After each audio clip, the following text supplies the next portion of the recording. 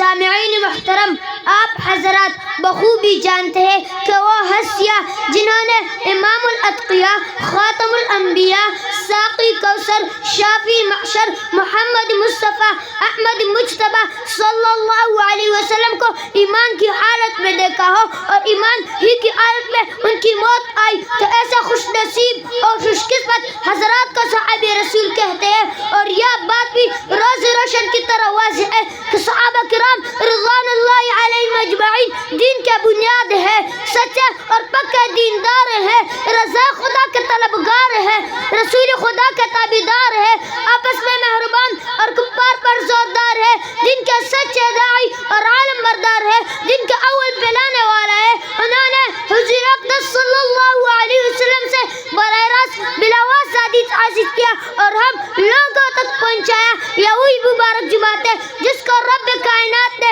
اپنی نبی پاک صلی اللہ علیہ وسلم کی محبت کے لیے چنا، جو بلا شبہ اس امت کا افضل ترین طبقہ ہے۔ قلوب ان کے پاک تھے، علم ان کا گہرا تھا، نوری وحی سے ان کا وجود منور تھا، جو حقیقت میں عمل قرآن تھا، جذبہ اسلام سے سر اشارت ہے، ایمان کا مضبوط چٹان سے رہ سکتا۔ یہ وہی مقدس طائفہ ہے جن کے استاد رسول اللہ صلی اللہ علیہ وسلم تھے۔ ان کا نصاب کتاب اللہ تھا اور ان کا دستگاہ بیت اللہ تھی۔ یہی وجہ ہے کہ رب کریم نے اپنے کلام مقدس میں صحابہ رضی اللہ تعالیٰ عنہم کے اس پر گزیدہ جماعت کو کہی اولئک هم المفلحون کہا، اور کہی اولئک هم المؤمنون حقا سے متصف کیا، اور کہی اولئک هم الصادقون سے پکارا، اور کہی اولئک هم الراشدون کے وصف سے یاد کیا، اور کہی اولئک الذین امتحن اللہ قلوبهم للتقوی